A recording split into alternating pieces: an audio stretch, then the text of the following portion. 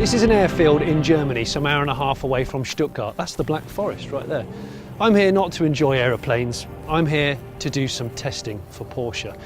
Porsche some 5 years ago brought out the Mission E, a concept to say we're going to build one of the best battery electric vehicles ever. It's going to be purely Porsche, but it's going to be a BEV.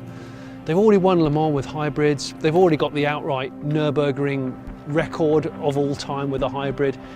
It's now time for me to drive this, and I am going to be the very first non-Porsche employee, if you take Mark Webber out of the equation, to drive this car. 800 volts, 250 kilowatt fast chargeability, repeatable launch control. We'll soon see about that. My job here today is to prove Porsche's repeatability of high performance. In other words, can I do launch control to 200 kilometers just relentlessly? It's on. You might hear a little hum, and that is its low speed mandatory noise.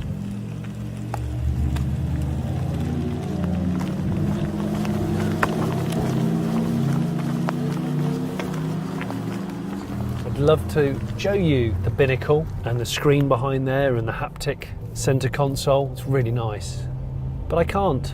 First of all, Bernd, thank you for inviting me here. Great for having you. To this very large open old Canadian airbase. So I'll be taking this out on the track shortly to give some shakedowns, 0 to 200 Ks. So you had the 918 Spider, which everyone remembers was sort of a big tipping point in acceptance of an electrified, sexy, exotic, and obviously one of the fastest cars. Has the DNA of that trickled down into this? Absolutely, it has. With the 918 Spider, as you said, it was the first really performance hybrid in the world, and then with it trickled with a plug, right? Yeah. And then it trickled down towards the other product lines such as Cayenne, Panamera, and then obviously now Taycan. Yes. We started like the whole car on a white sheet. Yeah. But we started for this car with totally new powertrains, and almost every part in this powertrains is completely new for the Taycan. Right, let's do our first launch control of the day. So when you do ludicrous or ludicrous plus mode in a P100D, it tells you, it says, are you sure you want to do it? Are you sure? Because it could damage the motors, it could reduce the battery pack's longevity, blah, blah, blah. Although this car is not going to be able to launch as quickly as a Tesla in that mode, that's 2.6 seconds for a Tesla. This will consistently do 0 to 62 in just over 3 seconds. Foot on the brake, it says hold, foot flat on the throttle. You can hear it changes noise, it says launch control activated. I'm now going to step off the brake. First launch control, crikey, Mikey. Okay. 160, 70, wow, 90, 200, and there we go, 220 kilometers an hour. I've come off the throttle, gently on the brakes, lost my sunglasses, how unprofessional. Well, ladies and gentlemen, it's the first launch control I've ever done in a fully electric Porsche that's near as damn it production. Now that felt quick. That felt quick, in fact. Okay, so I've got behind this camera here, I've got a V-box which is telling me how many seconds it's taken me to get to 200 kilometers, which is 0 to 124 miles an hour. I'm going to stop talking. Let's just do this again. Hold, foot flat on the throttle. Launch control activated. Are you ready? Go. Whoa, can you hear it? I can feel the torque vectoring of the four-wheel drive system. I've got the throttle mashed, we're going to hit 220, 220, roll off. I'm going to rattle off what I think about the Taycan, nice and quick. Forget this sticker here, this is all fake. In there is a vent, and that vent is real, so it's like a gill in here.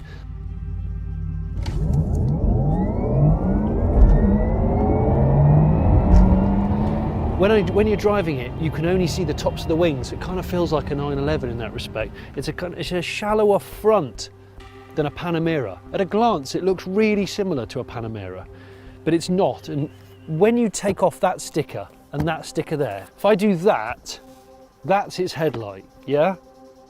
It's just like the Mission E original concept, but you've got this black plastic bit that comes down here with a lovely gill there. And then you've got the black insert in there, which is like an eyelid. See, that's a little proper lip. Forget that. That's just a sticker to throw you off the scent.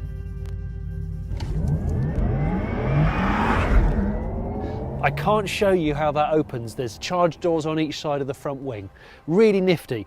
That there looks like a camera, but it's not. If I wipe my hand under it, amazing things happen. The door slides up, but I can't show you it yet. But it's on both sides, DC and AC on that side. I think just AC on this side. Right foot feels weird, put it flat on the throttle. You can hear the engine noise changes. Launch control is activated. You step off and then you get, oh my gut doesn't like that, but man, it grips and goes.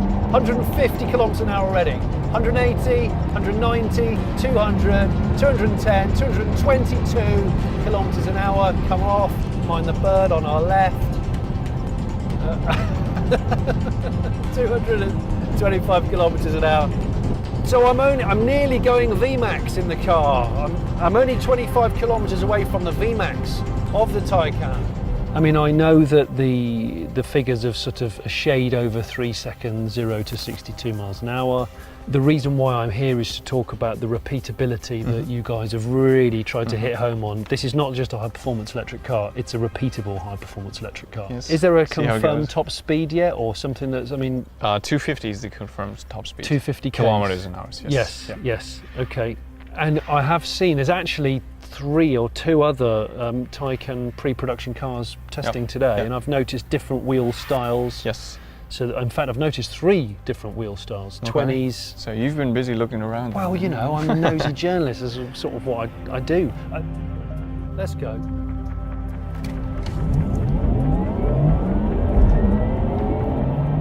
Yeah, that twin motor setup is just going and just gripping. Now let's talk drivetrain. Under us is a lithium-ion pack. Yes. It's on a bespoke chassis that was made specifically for EV. LG cells, 408 cells, 34 modules, 800 volts. 800 volts for sure, yes. You can tell me it's 800 volts. But everything others... you can't confirm. I can't confirm, yes. Right, okay. I actually felt the jowls try and leave my face then. I didn't even know I was that jowly. Clearly I am. Power-wise, what are we talking about? 2 motors, a smaller motor at the front. We're talking about over 600 horsepower. Over 600? Yes. Okay. And official figure is under 3.5 seconds, 0 to 100, yes. Under 3.5. It's going to be well under 3.5. Maybe. But again, it's the repeatability. It's the repeatability. As I said, we set out with the goal to build a Porsche and not have the driver feel the derating of the car in any situation. Oh, you frigger! 150 kilometers, 180, 190, 200, 210, 221, bang off the throttle, coast for a while, digest your thoughts, allow my scrotum to come back out. Wow. There is a 2-speed gearbox in there somewhere. It's pretty critical to getting that repeatability of performance and sustained top speed. One of the lead engineers of this actually went to work for Pininfarina. Go.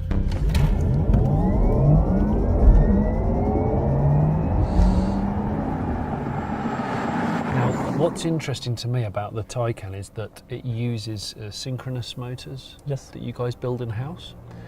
We have a partner who developed it together in Zuffenhausen. As you said, we use permanent synchronous motors, and that's a little bit different to the usually used asynchronous motors. In terms of cooling the battery pack and the motors, liquid cooling on both? Yes, we have a liquid cooling system. And also the cooling system is one of our key factors to achieve this repeatability we have of our performance. So, should we race it? Let's race it. Ready? I'm racing an aeroplane that's just landed, some kind of Learjet thing. 225, 228, that's the fastest I've been. It's made out of a combination of aluminium and carbon fibre and a little bit of high tensile steel, but it still weighs about 2 tons, so it'll probably be lighter than a P100D Model S, but it's still going to be about the 2-ton mark. But when I drove it, it honestly doesn't feel like a heavy car. That's the critical thing. Obviously, this is four-wheel drive, so there's a motor there of about 200 horsepower. There's a motor there of about 400 horsepower. That combined energy and grip, that's why you get that amazing response. That's why you get the amazing turn-in and that feel and the body control. It's got air suspension as well, by the way. Launch control, Bing, 5, 4, 3, 2, 1. I didn't put my head back on the headrest. 150 kilometers an hour, 170, 180, 190, 200, 225. Again, under 10 seconds on the V-Box. And I know that it's this 4-seater, and you class this as a coupe. Yes. Yeah, so 4-seat coupe, kind of executive coupe thing. 2 motors. 2 motors. Okay. For now. For now. Will there be a 1-motor rear-wheel drive? I've read that there will be a rear-wheel drive derivative. Well, obviously we're thinking of a lot of derivatives that are possible. For now, we're starting with a 4-wheel drive. So this goes on sale in 2020? End of this year, actually. End of this year. Yes. Okay. That there's people that have already paid and put deposits down on these. They've had a special certificate. They're very proud of that. Over 20,000 people already, well over 20,000 people already interested in the car, yes. And they've paid €2,500? 2,500 euros already, yes. Real money? I guess they can't wait for the car either, yeah. It will be mass produced and it's not going to be a one-off car now. Yeah. Wait for launch control. It's activated. It's ready. We're just going to go. It doesn't get boring. It doesn't get boring. It doesn't get boring. My voice does. 180, 190, 200, 210, 222. This is the flagship car. When this Taycan comes out, there will be lower ranking cars that come over the next 18 months, which will be cheaper and which will be lower powered. So price-wise, I'm going to say this car is going to start at about 120 grand.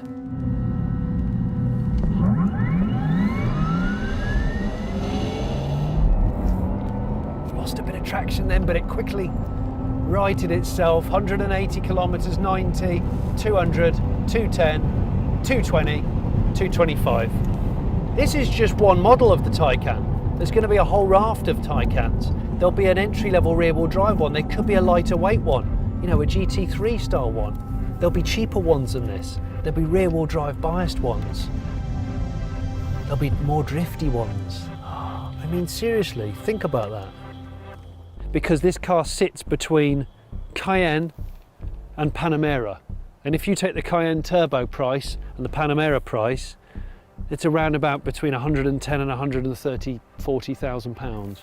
So expect this car in time to start around 65 grand, which will probably be for a 300 something horsepower rear wheel drive, so single motor car. That's all just educated speculation, not confirmed by Porsche. Right foot acceleration. Launch control, let's go.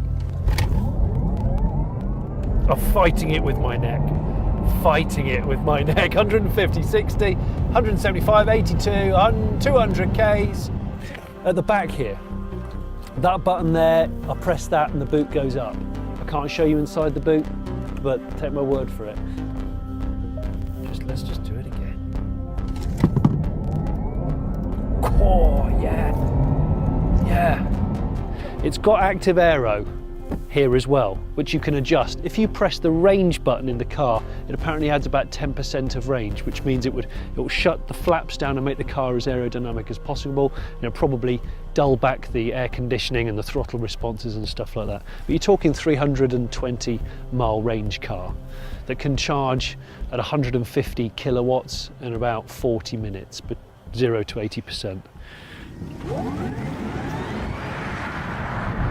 People say I don't like electric cars, they're boring. People say I'm not going to buy an electric car because they can't do the range I want them to do. People say I don't want an electric car because it takes too long to charge and it'll bore me. People don't buy electric cars because they say they look rubbish. I might have found a solution. Just saying. There might be a solution out there. It has elements of all the existing Porsche range. Bits of 911. bits of Panamera, and yet it's going to stand on its own. And I think the fact that they've invited us out today and they've actively encouraged us to abuse the car, really, by repeating that 0 to 124 miles an hour. We've done 30 hard launches. The car can still drive home if it wanted to. It can recharge really quickly. The build quality is clear, the driving charisma is clear, which is essential to a Porsche. This is going to be such a valuable asset to the Porsche group, the Volkswagen group. And talking of Volkswagens, there's a diesel van that's about to throw me off this airfield, so I'm going to say thank you very much for watching Fully Charged. As usual, Patreons, thank you for supporting us. We couldn't do this stuff without you. Thank you to Porsche, who have let us have this world exclusive. I'm the first non-Porsche employee to drive this car, and I am feeling very smug, I have to say. Smug mode, as Robert might say. Thanks for watching. Goodbye.